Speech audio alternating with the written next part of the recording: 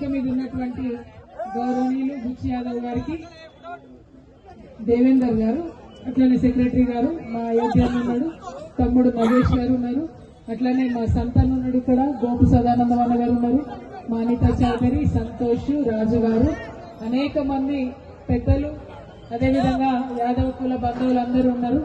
అందరికీ హృదయపూర్వకంగా దీపావళి పండుగ సందర్భంగా శుభాకాంక్షలు తెలియజేస్తా ఉన్నాము. మరి దీపావళి అంటేనే యాదవులకు స్పెషల్ గా సదర్ పండుగ చేసుకోవడం. సదర్ అంటే పెద్ద అని అర్థం. మరి మంచి పెద్ద పండుగ.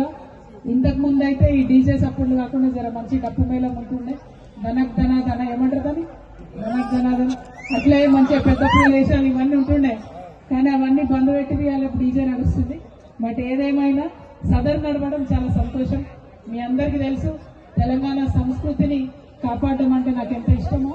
సదర్ అంటేనే హైదరాబాద్ సంస్కృతి, యాదవనాల సంస్కృతి, తెలంగాణ సంస్కృతి, మన సంస్కృతి.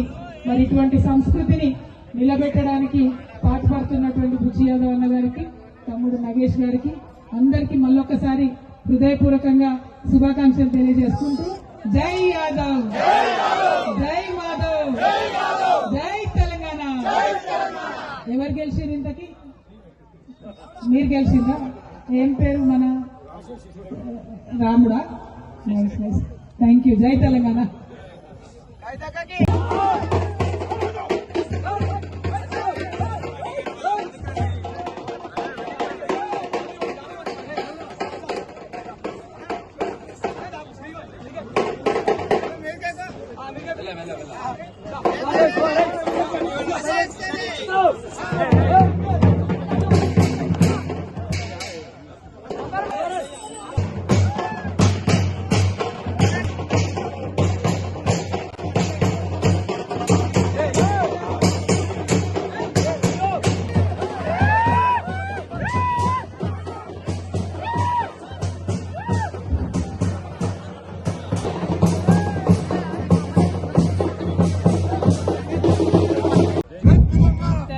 ప్రజలందరికీ దీపావళి శుభాకాంక్షలు.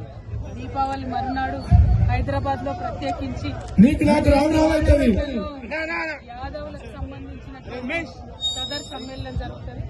యాదవులు అంటే ముందు నుండి కూడా గోపాలకులుగా, పశుపాలకులుగా ఉండి సమాజం యొక్క బలానికి, సమృద్ధిని చేకూర్చేటటువంటి వృత్తిలో ఉన్నటువంటి వారు. భగవంతుడు ఆ శ్రీకృష్ణుడు కూడా యాదవుడుగా జన్మించారని గర్వంగా గొప్పగా చెప్పుకుంటాం.